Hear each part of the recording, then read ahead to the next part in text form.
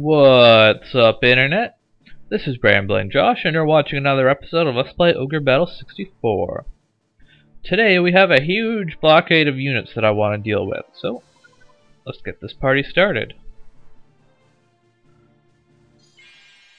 So we are facing off against a ninja master here. I feel like once I start encountering these units, the rest are all going to start charging forward. That's the main reason I've been kind of hesitant to fight them so far. Why do you have a Cerberus in the back row? Mesmerized is terrible. Whatever.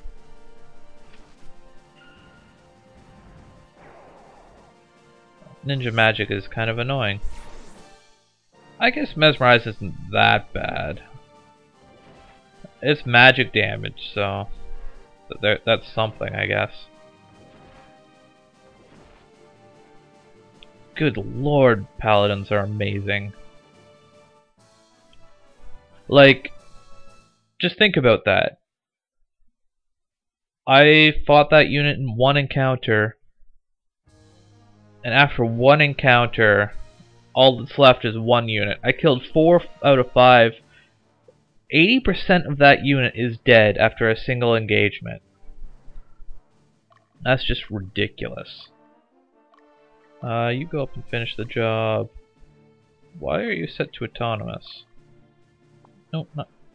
Oh, right, I know why. Because I had to reform the unit to change his class. That's annoying. What do you got? There's a lot of guys there, so let's go with Tyler.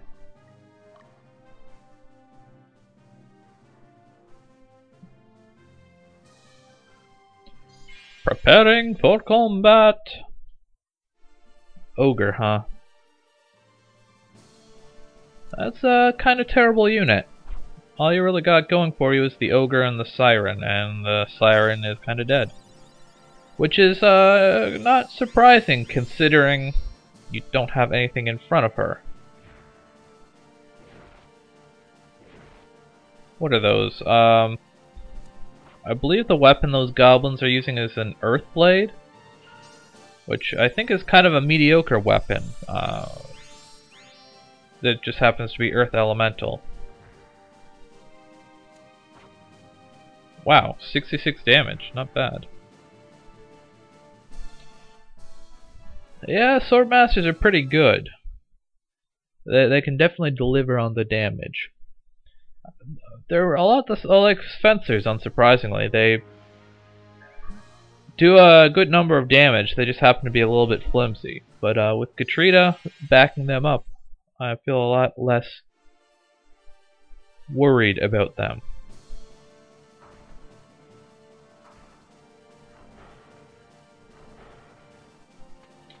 You gotta watch this unit closely because 5 guys beating on 2 Hellhounds, damage can add up very quickly.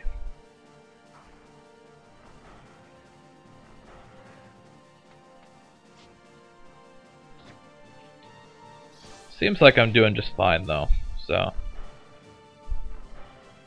I managed to kill the leader and then some, so that's something anyways. Although really, it seems like I probably could have killed the leader even with just Mylene.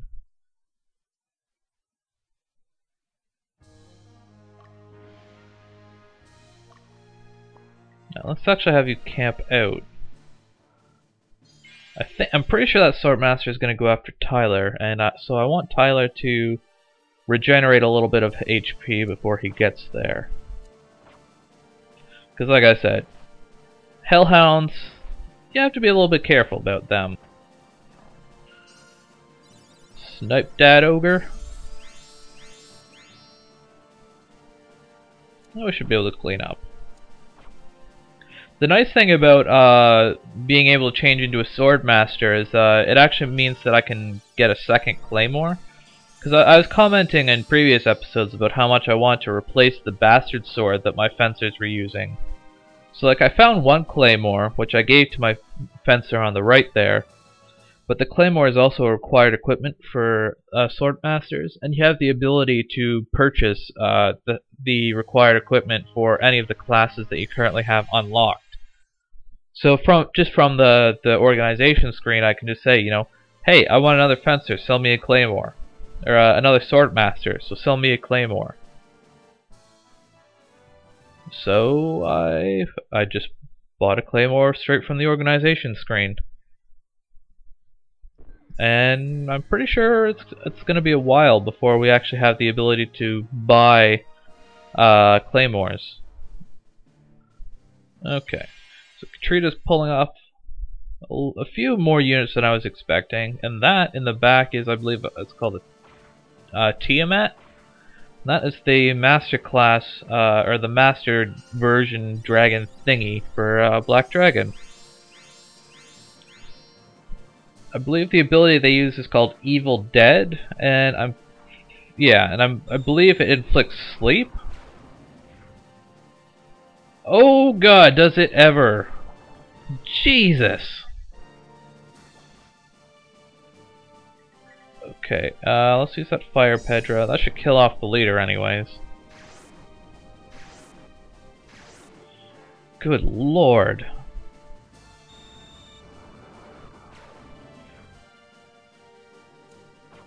At least not everyone is asleep that time, although... Wow. That... Wow. Master Dragons are good.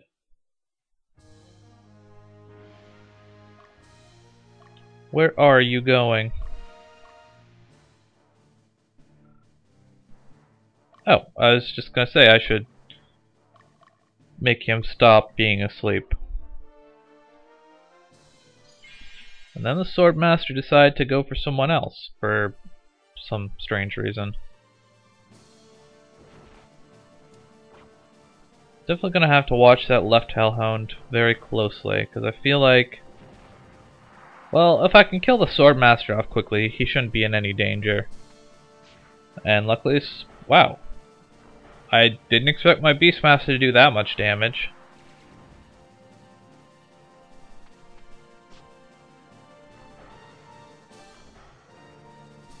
Tearing the place up here. Although I am taking a lot of damage. I need to start giving heal leaves to at least some units. I feel like Tyler is one of them. Well, let's bring you in here to start finishing the job. This is a neutral stronghold, right? Or neutral-ish? Yeah, okay. Well, let's bring Margaret up.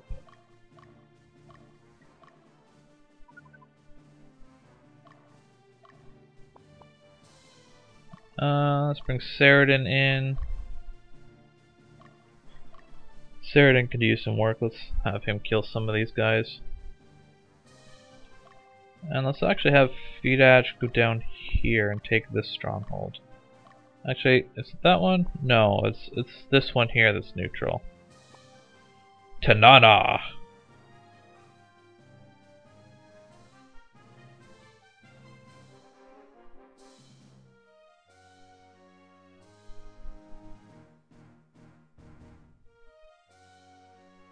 Another Deanna, or no, that's a Freya. I always get those two mixed up for some reason. I guess they're both kind of like female names or whatever.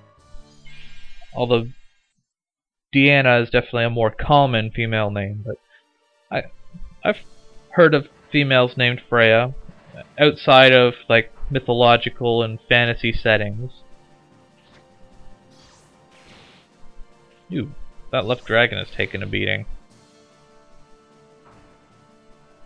Perhaps I should rethink this strategy of trying to kill stuff with Mylene.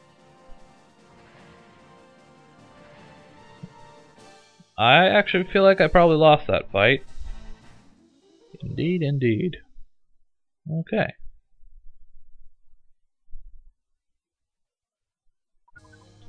How convenient. She's now... Oh, she's... like super fatigued, no wonder.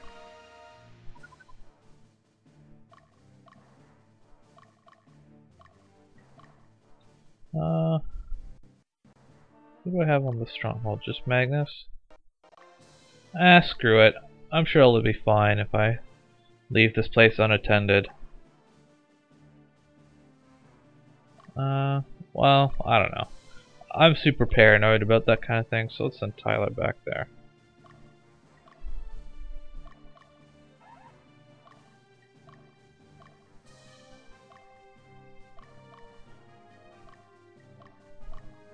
Okay, Margaret.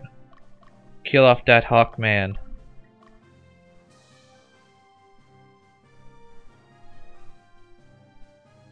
I'm mostly sending Margaret after him just because I want to make sure I can actually like catch him without running halfway across the map. And she of course has an advantage in that department, having the figure of Sleipnir.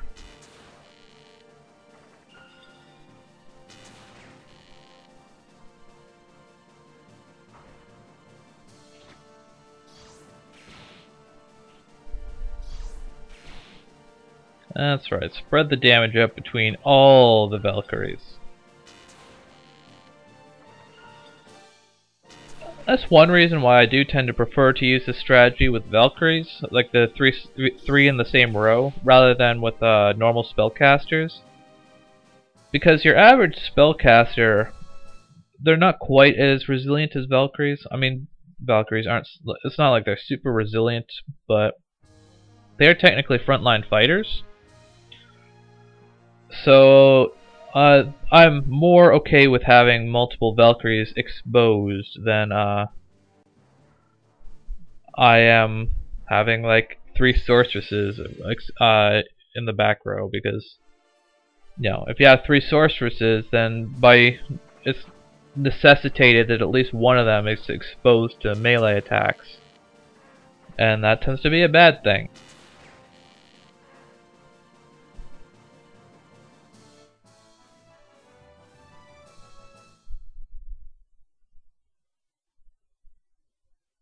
So yeah, Valkyries are just a little bit beefier.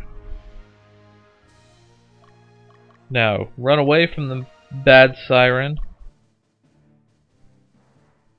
Didn't Saradin arrive? Yeah. We start killing fools. Liberation!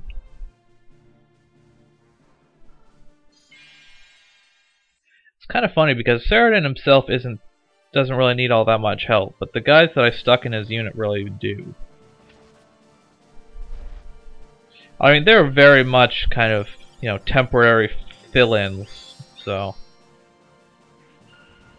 I suppose I shouldn't worry about it too much. It just feels like this unit should be a lot stronger than it is, I guess.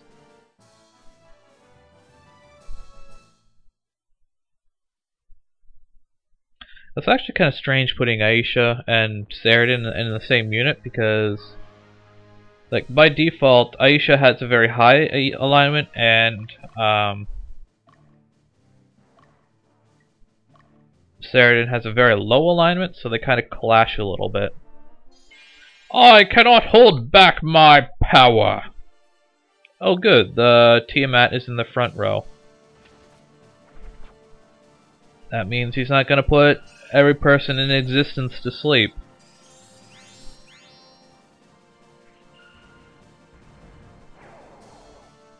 Although they do get 2 breath attacks in the front row, so I guess that can be a little nasty, but I've got a priest, you can't touch me.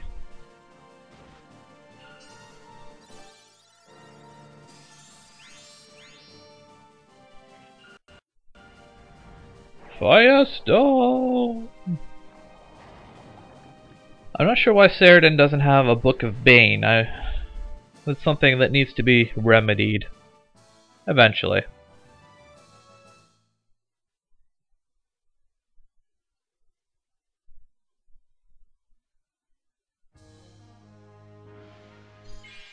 More combat!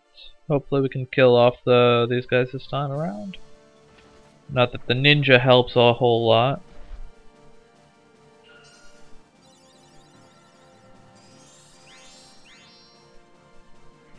I kinda wish I could give that ninja VADS the claws that Bad comes with, the Tuelno. But the way default equipment works is really kind of strange, because like even if I remove the Tuelno from Bad, I can't actually give it to anyone else. And the reason for that is just because for some reason default equipment is considered to be equipped even if you're not actually wearing it. I guess the reason for that is just so that you have something that you can like they don't want you to sell the equipment that you needed for that class to exist, or something along that lines. But it's just very strange because like if I take those claws off of that, I want to be able to put them on someone else. So I mean, there's no point on equipping them because no one else can even use them. And the same goes if you had like one Boulder Sword and you also happen to have a knight. Like if that knight is wearing the Boulder Sword, you can't unequip it and give it to someone else because that's the required equipment for a knight. It's kind of annoying. It's just one of those things that just kind of exists just to kind of prevent problems from like bugs and exploits and whatever else you want to call it.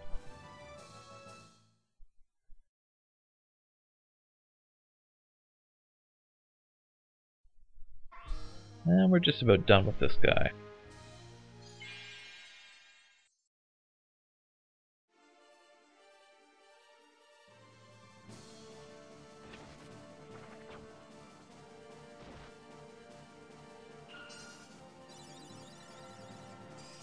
Heal me for the very little health that I'm missing.